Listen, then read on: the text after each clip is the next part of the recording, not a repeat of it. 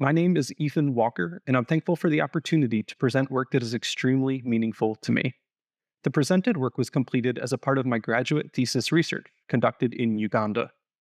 This research is an outgrowth of my personal interest in how architecture is rooted in a place, particularly in culturally rich contexts that have distinct livelihoods, economies, and institutions. As we dive into the work, I need to explain more about the history, culture, and place in which the work is cited. Northeast Uganda is home to a cluster of semi nomadic pastoralist tribes known as the Karamojong. Ethnic descendants of the Nilotic peoples, these tribes originated in the fertile Nile River Valley and migrated south, slowly, over time, with their cattle in search of good pasture. Over time, southward expansion extended along the Rift Valley into the lowlands around Lake Turkana, where the water was plentiful and fertile grazing could be found in all seasons.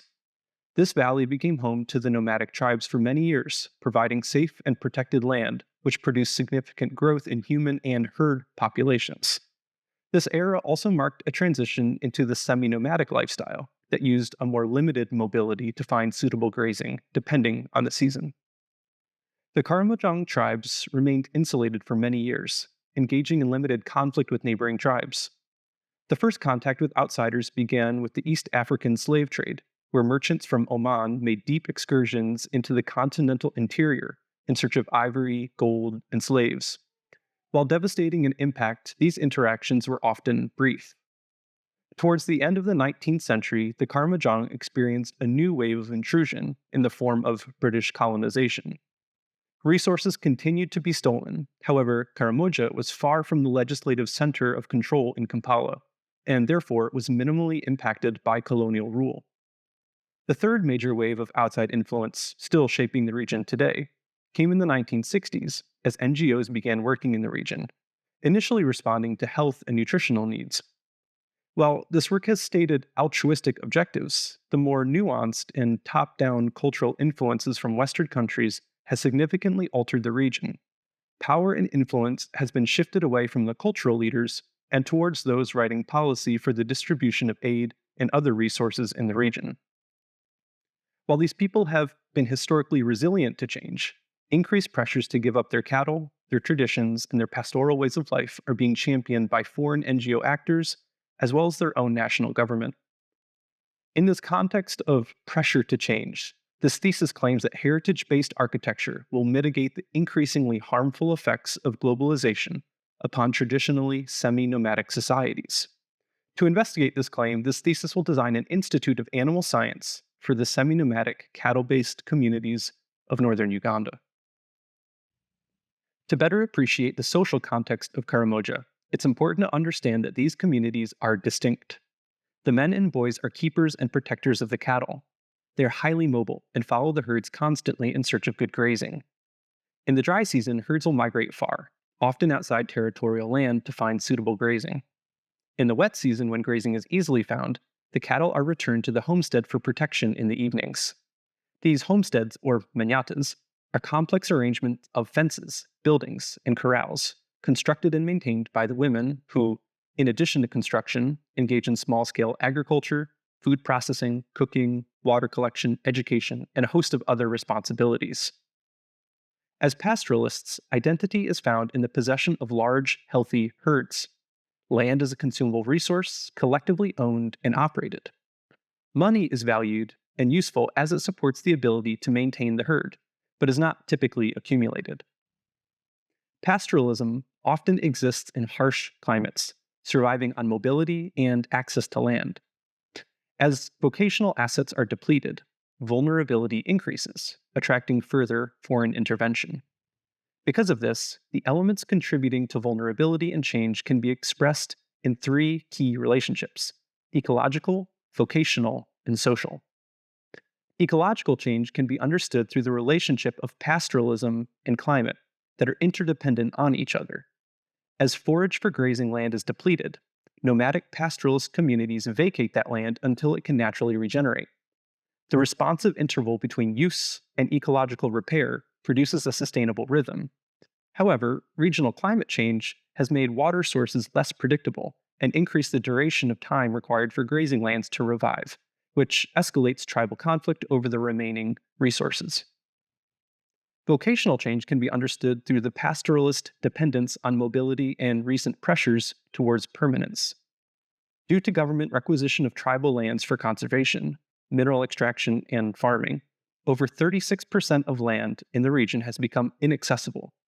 As a result of government actions, the Karamojong are facing the greatest mobility challenges in their history. These actions have contributed to a declining scenario where pastoralist livelihood is at risk, with 50% of households in the region being classified as livestock poor, and 13% of households owning no livestock at all. Societal change can be understood through the relationship between indigenous tribal identity and the growing pressures towards cultural evolution. As the underpinnings of Karamojong culture are degraded by climate change, vocational change, and negative perceptions of pastoralism, traditional institutions are becoming less influential over younger populations. Simultaneously, globalizing influences from the West are introducing alternative livelihood narratives, encouraging new generations to abandon pastoralism in favor of urbanization. The architectural context can be understood in a few different categories. Architects like Matthias Agbo are calling for a rebirth of tradition and craft, specifically in African architectural education, which has long preferenced Eurocentric design. The prevailing professional bias in the region is towards reproducing work that has the appearance of development, but truthfully undermines the region by importing almost all of the needed materials and abandoning any connection to history and place. Other architects working in the region have focused on ecological materialism, often in support of social agendas. This category of work is growing in popularity in the West, particularly for its sustainable and social outcomes. Mass architects, Kaken Studio, Toshiko Mori have implemented projects in this vein. The region has also attracted a large number of cultural anthropologists who have much to say about nomadic peoples and often focus on the features and tools that support their unique mobile lifestyle. And finally, there are many international NGOs operating in the region who contribute to the built environment. While this work is well funded, the institutional nature of the work is fundamentally biased towards highly educated and westernized implementation partners who struggle to deliver projects to user groups that are so culturally different from those who funded the work. Foreign intervention without contextualization produces imposition. Similarly, works of architecture can be characterized as impositional when they do not alter themselves to accommodate the place in which they are cited. To demonstrate these qualities, an evaluative framework can be used to analyze works of architecture to determine their sensitivity and appropriateness to a particular place. These selected examples represent work that is among the most socially aware in their orientation towards user communities. The result of this analysis shows that architectural offices, presumably operating with good intentions, often fail their user communities due to the systematic bias that produces the work. While failure can occur accidentally, it is more common that foreign agents operate knowingly in service to their own priorities and familiar behaviors. Funding agents hire designers to work for only a limited period of time. The priorities of the funding agents rarely align with end user, and it is not the communities who initiate the acts of architecture, but the funding agent. And perhaps most important, the process of construction follows the Western model of design and construction that was introduced to Uganda in the colonial era. This process dispossessed the matriarch as keeper of the built environment and reallocated those duties to Western university-trained individuals. In the highly awarded example of Elima Primary School by Mass Architects, we can appreciate the architect's mindfulness to locally source materials, dependence on local labor for construction, and the accommodation of project documentation in support of that process. But more problematically, the priorities of the funding agent were forced upon the user community, requiring them to sign a land use agreement in order for the project to be approved. The foreign funding and priorities of the project demonstrate impositional qualities that undermine the work. These type of failures are common in the region and point to disturbing trends not often discussed. The findings from the framework initiated a precedent study into the role of architects in the design process, looking specifically at the various actors in the ecosystem of a project and the positional power and bias they hold. Studying innovative projects like Francis Carey's Gando Primary School in comparison to the Karamojong current process of construction demonstrate alternative models of engagement in working with communities. Diagramming the project initiator, designer, constructor, and the sequence in which they communicate allows for a more nuanced understanding of the project. This reading goes much deeper than what can often be found in architectural publication. This analysis reveals how well the project's organization reflects the stated objectives of the work. The key takeaways from this process are: first, the arrangement of stakeholders and the role they play in constructing a project is malleable, able to form many shapes to accomplish the project's stated goal. Second, the architect can elevate user agency and leverage traditional knowledge when operating in the role of technical advisor, using their training and experience in service to the user community. This leads to the process of what I'm calling user-led interaction. In this capacity, the foreign architect, or researcher in my case, can make suggestions, offer solutions, but it is the user who ultimately decides their usefulness. In the proposed alternative method of engagement, the role of the university-trained architect is redefined to avoid impositional characteristics. The architect must first take on the role of apprentice, working physically in the act of construction to better understand common materials, techniques of making, and the unfamiliar process of matriarch-led communal building. After a stage of learning, the architect may operate from their technical experience to propose adaptations to the built environment, starting with work small in scale and impact, and working iteratively over time to build trust, communication, and gain feedback from the user community. It is important that the serial investigations respond to the successes and failures in the previous act of construction. Therefore, the design of each intervention can only take place after the previous work is complete and user feedback has been collected. Successful interventions are identified through their viral adaptation, where matriarchs see new techniques proposed and seek to replicate them in their own acts of construction. Knowledge transfer is largely passive and modulated through the self-determined priorities of the matriarch. From this position of ongoing trusted engagement, the architect may propose further adaptations. The need for adaptations to the built environment is a response to 4 external pressures that have relegated traditional building techniques to the rural and informal setting. First, traditional building practices must evolve to include large structures to accommodate communal gathering, education, and governance. This is a specific response to government mandates for school sizes that require a minimum of 45 students in a classroom to be funded by the government. Funded education will not exist in the region if traditional buildings remain scaled for domestic use. Second, semi-nomadic peoples must employ building reuse strategies to mitigate resource collecting loads on the natural environment. This is a response to increasing deforestation, which has negatively impacted land health, and therefore herd health. Durable building components will improve ecological outcomes, improving herd health and reducing vulnerability. Third, strategic integration of modern technology will improve health, comfort, and reduce foreign intervention. As a result of improved public health outcomes, there will be less need for foreign-based intervention. Fourth, technical improvements must be made to improve the legitimacy and durability of traditional materials to promote their ongoing use. Illustrating technical improvements to traditionally used regional materials will produce a compelling alternative to the imported high-carbon materials that are commonly used. For example, timber and grass thatch buildings are considered to be temporary and therefore unable to qualify for legal occupancy. By demonstrating more durable techniques of building, traditional structures can be re-evaluated, giving their constructors and users greater legal agency over the built environment. These speculative adaptations are formalized through material studies to better understand the implications of material systems on form and space. The materials appropriate for this context are limited to what can be harvested from the natural environment, or acquired at extremely low cost. These systems include stone walling, wood framing, grass thatch, earth render, and natural binders and fasteners. The role of the architect is to understand these materials and to find ways to innovate their use to improve durability and longevity. Material use must be considered in the context of its impact on the communities and the natural environment. For instance, stone walling is highly durable but can be extremely labor-intensive to collect, transport, and construct with, especially when the matriarchs have many other tasks to attend to in a given day. Grass thatch, on the other hand, is highly renewable, but has a much shorter lifespan in this climate. From this material palette, a matrix of forms is developed, mapping durable stone features against highly renewable thatch features. By studying the formal implications of material allocations, it becomes easier to understand the appropriateness of a particular proposal when considering the site, its materials, and available labor resources, and so on. Here we can also understand the impact of scale. As buildings become larger, their usefulness must be measured against the material and labor effort invested. This diagram was developed to help communities to make more informed choices around what type of construction they prefer and at what scale and ratio they feel is appropriate.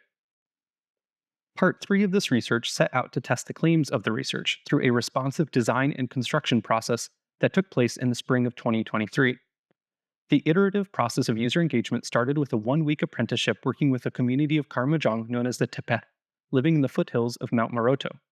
This area has experienced significant displacement recently due to tribal conflict, particularly around the stealing of cattle and responsive acts of violence. This has further escalated the regional vulnerability context, amplifying the need to develop solutions that ensure durability, promote ecology, and are entirely forageable, able to be constructed without costly and time-intensive efforts of buying materials from Maroto or neighboring Kenya.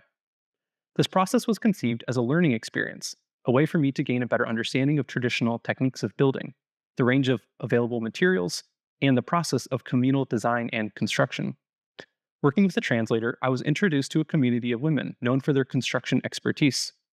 After meeting with them and describing the nature of my research, I was permitted to join their upcoming construction activities. Our team of 8 worked for 3 days constructing a much-needed granary out of entirely collected materials. Some takeaways from this experience include a greater appreciation for the role of binding and weaving and aggregation to achieve greater material strength. Second, the communal building process allows for site-based design adaptations. While each builder knows the process and techniques, they're continually responding to what is in front of them, gradually forming a productive structure from piles of raw material. Specialization seems to be avoided, with all team members able to contribute throughout the building process. After speaking with the team about the next steps in the research, we agreed that a dwelling sited nearby on communal land would be appropriate for the next intervention. Before the new building could be designed, a thorough review of traditional building practices was needed. In this case, the granary constructed during their apprenticeship served as the prototypical structure. Points of failure were identified, particularly around the base of the structure, which experiences rot and UV damage due to surface runoff and its exposure to the sun. A second point of failure is in the same timber framing members, but at the top of that member where it meets the elevated floor. At this point, bindings often work free. Through repeated use, that joint fails, the platform eventually falling to the ground. In response to these identified failures, new materials and details were introduced to address these specific problems, but with the added ambition of accomplishing larger structures, greater durability, and more ecologically friendly building practices, all in a way that aligns with existing institutions around making. I then developed 2 designs that integrated the proposed strategic adaptations, particularly focusing on dry stack stone walling for its durability, thermal comfort, and suitability for nomadic habitation. Other techniques were integrated, such as built-up structural roof framing, extended entryways, parabolic roof framing, and a wider roof overhang. The design intent for these images was to express an alternative method of construction, without offering technical details or specs. The connection details would be worked out communally, responding to the material capabilities and the combined experience of the architect and the matriarch. After returning to Maroto, the team reviewed the 2 designs and selected Proposal 2 for construction. In 5 days, we constructed the dwelling with a team of 9 at a cost of $186 that went exclusively to compensating team members a standard daily rate for construction. All materials were forged at no cost, with the exception of 2 door hinges, a latch, and a padlock. The process of construction struck a balance between the new techniques proposed and the ways in which the matriarchs integrated those strategies into their familiar methods of making. For example, the ring beam between the stone and roofing led to much discussion, since there was insufficient friction in the bindings to keep that member in place. The team also discussed the need to supplement the proposed parabolic framing with a more traditional framing technique to achieve the needed roof framing rigidity. In general, the proposed adaptations led to informative discussions that helped clarify which ideas were useful and which ones could be dropped.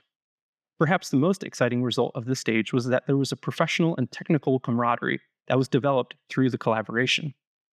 After collecting feedback from the matriarchs on the building process, we discussed the next iteration of research. A building site was selected and approval from the local chairman was obtained before closing out this stage of work. Reflecting on the building process, points of failure were again identified, particularly around the connection between the stone and roof framing, and with the roof framing limitations due to material constraints. Since the grass thatch was easily fastened in the previous stage, there was no need to change those details. In the proposed adaptation, these failures are improved through more careful detailing around the stone wall, and with the introduction of built-up trusses from woven reeds to achieve longer spans. The images also reveal how the previous iteration did not achieve any meaningful roof offset from the stone wall. This, again, would be addressed through the built-up roof framing proposal. These adaptations were then developed into two design proposals with specific emphasis. The first option featured more stone walling and a consistent truss shape, while the second design option took on a smaller footprint but held more complexity in the roof shapes, testing the capability to merge dissimilar roof forms. Since the stone walling had been constructed successfully before, increasing the scale of stone seemed to be a low risk, while the roof framing would be the emphasis of this phase of the investigation. The method of visual communication remained the same as before, since the construction team was able to quickly understand the design intent from the perspectival images. There seemed to be no need to issue set-out drawings or details. After each member understood the preferred design, the process for determining orientation, scale, and other proportions were again determined by the available material, resources, and the interests of the team in scaling up or down the design proposal that I had offered. After reviewing both designs with the team on site, we selected the second option with a smaller footprint and a greater roof complexity as the basis of our design. The stone wall went up quickly, and the team was clearly growing more comfortable with the assembly of dry stack stone masonry. The trusses were assembled on the ground, but when maneuvering them into place, member deflection in the bottom and top cords allowed the intermediate members to spring free of their sisal bindings. While the trusses were slowly formed back into place, they had been deformed and lost a significant amount of their expected strength. The problems with the trusses were addressed by adding a large number of intermediate framing members between the structural bays, allowing a woven mesh to emerge as the more productive structural element. The issues encountered with the roof framing also necessitated a simplification of the resulting structure from the design images. This site adjustment allowed the building to be completed in the allocated 5 days, with the entry door as the only purchased item, a response to the high level of security needed for a food and supply storehouse. From this act of construction, points of failure were again identified, in this case with the rigidity of the truss members, connection details, and intersection with the stone remained a problem to resolve. The proposed adaptation detail improves these connections with larger framing members to improve greater rigidity. Another adaptation can be found in the stone wall configuration where connection points are inset into the wall, creating better geometries for joining dissimilar materials that follow structural load paths. The proposed detail also leverages the most successful adaptation, the use of stone walling, which is readily available and supports the durability and environmental goals of the work. These proposed improvements are illustrated in the final design proposal for the Institute of Animal Science, where the large-scale structure is built with entirely forageable materials and assembled with a combination of traditional techniques and strategies learned through the iterative process of design. The scale of the design is ambitious, seeking to model the needed adaptations for traditional techniques to be represented in more institutional environments. The interior of the building would represent the largest structure composed of local materials and adapted traditional techniques in the region. The space is layered, built from small-scale elements in stone, and then joined with roof framing at the lower level before the upper level roof is placed. The layered approach is a response to durability and time. The lowest elements are the most laborious and enduring, while the roof thatch is the most degradable and replaceable. The entire roof is thatched in a way that allows natural light and ventilation to flow, creating a pleasant space for the community to assemble. The building is porous, durable, and replaceable. Its materials are familiar, assembled at a scale that is unfamiliar, but still useful. Beyond the form of the building, the life cycle of the proposed institute is considered through 4 phases. First, the site is chosen based on its availability to provide safe pasture, plentiful regenerative natural building materials, and stone. Then, the construction of the institute begins. Teams of matriarchs will work slowly and methodically, balancing the totality of their responsibilities to build the stone walling and repeatable framing elements, each scaled for what the human body can maneuver. The site will then experience active use, where community members experience familiar materials in unfamiliar ways. Large spaces accommodate community uses, and users observe the matriarchs performing the necessary ongoing repairs that are required to maintain natural materials. Finally, when the site resources have been consumed, the building will be largely dismantled. High-value transportable items will be carried away to the new site, and remaining materials will find their way into domestic dwellings nearby. In this way, the life cycle of the building mirrors the semi-nomadic characteristics of its people. The architecture here emerges from the lessons learned through the iterative design process, capitalizing on the successful adaptations at a scale that matches the capabilities of the builders and the land. Working in this manner, traditional techniques of building can be preserved and find new opportunities of architectural expression. Architects can work creatively in this context, leveraging their professional training and experience in support of tradition and in support of those who build it. This concludes the presentation of my thesis work. Since then, I've been very interested in expanding the work and testing its claims in different environments. Two trajectories have emerged. The first is a more academic approach, where my thesis advisor and I have been able to publish ongoing work that investigates user makers in various locations, and how architects can better respond to existing building knowledge in different communities. A second and more practical opportunity has been completed in partnership with the International Design Clinic. This project in Port Elizabeth, South Africa, investigates material reuse strategies that are instructed by techniques on display in informally constructed communities. In this case, a nearby Isuzu vehicle plant would sell steel scrap for shipping components to the community nearby. The economy around the standardized shipping frame created an architectural language that was the basis of our design in constructing an addition for a special needs school in the township. Working in conjunction with these communities and developing structures that are conversant with their context produces exciting architectural outcomes that are ecologically friendly, honorific to their context, and most importantly, can be maintained by the users once the designers have moved on. This concludes my presentation. Thank you all for listening, and I welcome any questions or feedback on the presented work.